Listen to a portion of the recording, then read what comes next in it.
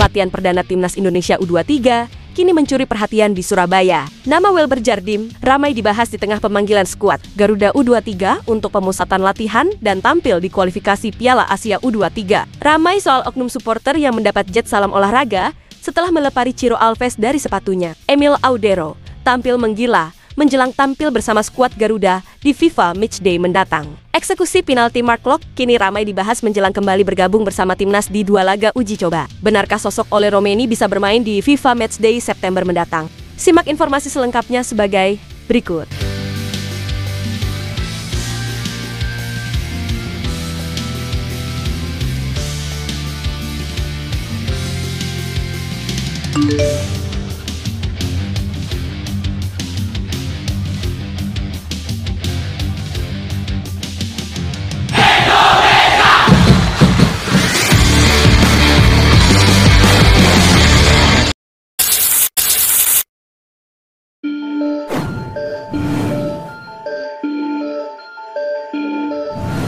Nama Welber Jardim kini kembali menjadi sorotan setelah tidak dipanggil ke dalam skuad timnas Indonesia U23 di beberapa ajang ini. Padahal bakatnya sempat menuai pujian dari pelatih Brasil U17, yaitu Filipe Leão, yang secara jujur mengakui bahwa Welber adalah salah satu talenta istimewa dari didikan Akademi Sao Paulo. Ya, saat ini sosok Welber bermain untuk klub Sao Paulo di tim U17 setelah pada Maret yang lalu menandatangani kontrak profesional pertamanya. Pencapaian itu menjadikannya pemain Indonesia pertama yang resmi berkarier di Liga Brasil. Hal ini menjadi sebuah langkah besar yang menunjukkan kualitasnya. Ya, Welber Jardim sebelumnya membela timnas Indonesia U17 di Piala Dunia U17 2023 yang lalu, di mana kala itu ia tampil impresif hingga akhirnya dipromosikan ke timnas Indonesia U20 untuk berlaga di Piala Asia U20 2025.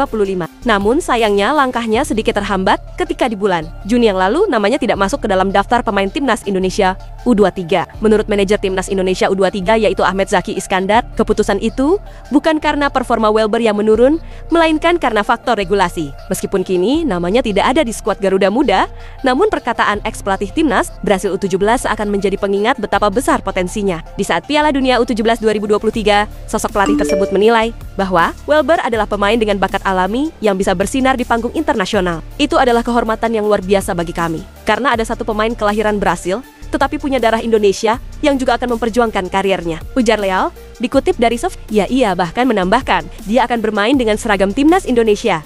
Kita akan ucapkan selamat untuknya, semoga dia sukses dengan timnas Indonesia, ucap mantan pelatih timnas Brasil U17 tersebut. Ya, ucapan itu terbukti ketika Welber Jardim ikut mengantarkan timnas Indonesia menjuarai Piala AFF U19 di tahun yang lalu setelah menaklukkan timnas Thailand. Ya, sebagai pemain keturunan Brasil Indonesia, Welber punya opsi untuk membela 2 negara. Namun sejak mengantongi paspor Indonesia, ia mantap memilih skuad Garuda sebagai tim nasionalnya. Di sisi lain, perjalanannya di Brasil juga terus menanjak bersama Sao Paulo. Jika di Indonesia ia tengah menunggu kesempatan tampil lagi, di Brasil justru karirnya semakin berkembang. Banyak pengamat menyebutkan bahwa andai Welber benar-benar dipoles penuh di Brasil, maka ia bisa menjadi salah satu pemain Asia yang paling berharga dalam dekade mendatang. Meskipun saat ini Welber Jardim tidak ikut membela timnas Indonesia U23, namun perjalanan karirnya masih panjang, di mana pujian jujur dari ex-pelatih timnas Brasil U17 yaitu Filipe Leão itu adalah bukti bahwa bakatnya diakui di negeri Samba. Tinggal bagaimana ke depan Welber Jardim menjaga konsistensi di klub dan kembali merebut tempatnya di skuad Garuda.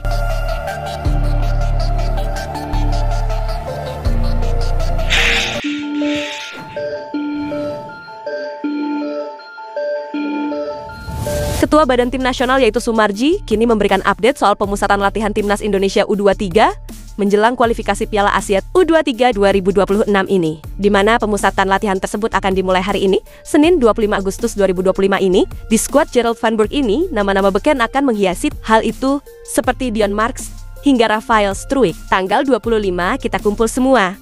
Sudah mulai untuk latihan. Tanggal 25 itu semuanya sudah datang, kata Sumarji. Ya, menurut Sumarji, detail pemain yang dipanggil akan diumumkan oleh pelatih timnas Indonesia U23, yaitu Gerald Van Burg. Kami baru akan bisa memberikan statement ketika anak-anak kumpul. Selama ini pemain-pemain yang kita panggil ke timnas itu memang betul-betul disesuaikan dengan posisi masing-masing. Jadi untuk pemain diaspora yang kita panggil itu ada Dion, ada Rafa. Semua tanggal 25 sudah datang, jelas Sumarji. Ya, sebelumnya nama Iver Jenner sempat disinggung. Namun Ketua Umum PSSI Erick Thohir mengonfirmasi bahwa Iver Jenner kini sedang mengalami cedera. Lalu bagaimana dengan fullback kiri FC Emmen yaitu Tim Gappens?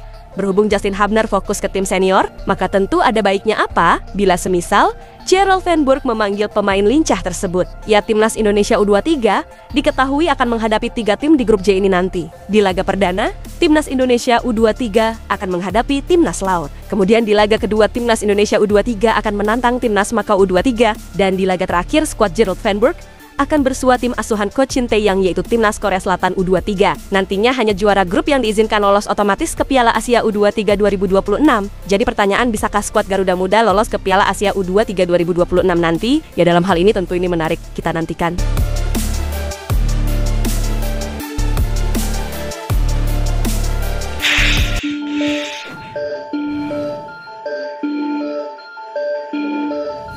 Persib Bandung kini selamat dari kekalahan berkat gol di menit-menit akhir di Stadion Sultan Agung Bantul. Ya, PSIM Jogja baru saja menjamu Persib Bandung di pekan ketiga di Super League, di mana Persib Bandung datang ke partai ini dengan kekalahan di laga sebelumnya. Menghadapi tim promosi lagi, Persib tampak tampil kesulitan di awal babak pertama, di mana PSIM menguasai pertandingan di awal babak.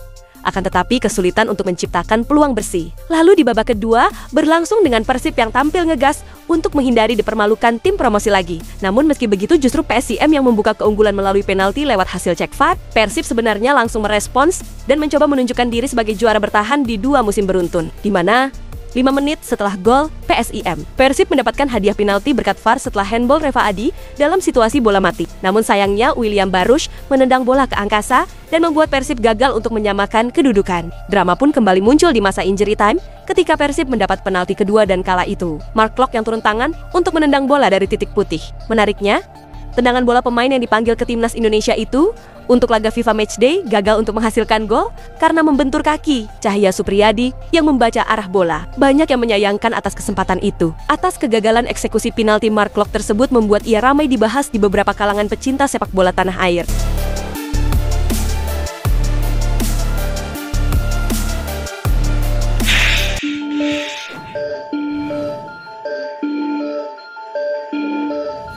Anggota Komite Eksekutif PSSI yaitu Arya Sinulinga kini merespons soal peluang oleh Romeni untuk membela timnas Indonesia di putaran keempat ini. Ya, putaran keempat kualifikasi Piala Dunia ini akan digelar pada Oktober mendatang, di mana timnas Indonesia tergabung di grup B bersama tuan rumah Arab Saudi dan juga timnas Irak. Di sini sementara sosok Ole Romeni masih berkutat dengan cedera yang dialaminya ketika memperkuat klub asal Inggris yaitu Oxford United di Piala Presiden kemarin, di mana Ole Romeni sampai harus naik ke meja operasi untuk melakukan pemulihan. Striker berusia 25 tahun itu diduga memerlukan waktu yang lama untuk penyembuhan. Dalam hal ini, Ole Romeni telah dipastikan absen untuk bermain membela timnas Indonesia di FIFA Matchday ini. Mana tahu Romeni mendapatkan minyak-minyak dari Maida. Karo itu loh, tiba-tiba bisa kita tidak tahu, ujar Arya. Ya, perkembangan terbaru memperlihatkan bahwa Romeni telah berlatih berjalan menggunakan anti-gravity treadmill. Kondisi itu menunjukkan bahwa recovery mantan pemain FC Utrecht itu berjalan sesuai progres. Kemarin kan melihat perkembangan sudah mulai jalan ya. Kami mengharapkan ada proses-proses yang cepat.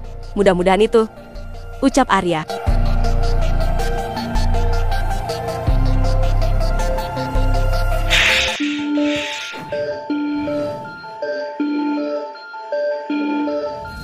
Peristiwa tidak mengenakan dialami oleh kedua mantan penyerang Persib Bandung yaitu David da Silva dan Ciro Alves di saat Malut United berhadapan dengan Persija Jakarta. Menariknya di laga itu 4 pemain asing yang di musim lalu membela Persib Bandung diturunkan oleh Malut United sejak menit pertama, di mana mereka adalah David da Silva, Ciro Alves, Tyrone Del Pino dan juga Gustavo Frank. Kemudian dalam laga itu sosok Ciro Alves mendapatkan perlakuan tidak mengenakan dari oknum supporter Persija. Momen itu terjadi ketika Ciro Alves akan mengambil tendangan sudut di sebelah kanan gawang Persija. Kemudian Ciro dalam kesempatan itu dilempar sepatu oleh oknum Jakmania, di mana sepatu berwarna putih itu untungnya tidak mengenai pemain asal Brasil tersebut. Bukannya mendapat dukungan dari Jakmania lain, namun seorang oknum tersebut justru menjadi bulan-bulanan, di mana ia mendapatkan salam olahraga dari beberapa supporter lain yang ada di dekatnya. Akhirnya oknum itu diturunkan dari tribun utara dan diamankan oleh tim steward yang sudah menunggu di bawah. Setelah kejadian itu, Ciro Alves pun tidak berani mengambil sepak pojok, di mana sosok Tyrone yang kemudian mengambil alih. Setelah berbagai kejadian berlangsung di babak pertama, pertandingan pun semakin menarik di babak kedua. Namun kejadian pelemparan sepatu tersebut kemudian menjadi sorotan dan menjadi perbincangan hangat di kalangan pecinta sepak bola tanah air.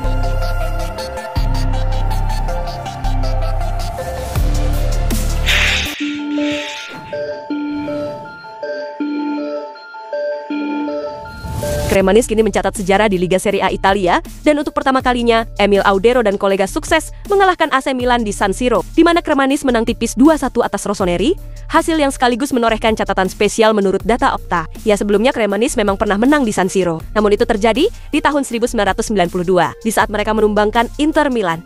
Dan baru kali ini Milan yang menjadi korban. Yang lebih menarik lagi dalam kemenangan bersejarah ini, yaitu karena sosok Emil Audero juga berhasil tampil gemilang, di mana kiper timnas Indonesia itu melakukan sejumlah penyelamatan krusial, termasuk mementahkan peluang emas yang bisa membuat Milan menyamakan skor. Dalam hal ini pelatih Cremonese, yaitu David Nicola, memuji penampilan gemilang Emil Audero. Menurut Nicola, Emil Audero tampil hebat di laga tersebut. Penampilan Audero sangat hebat.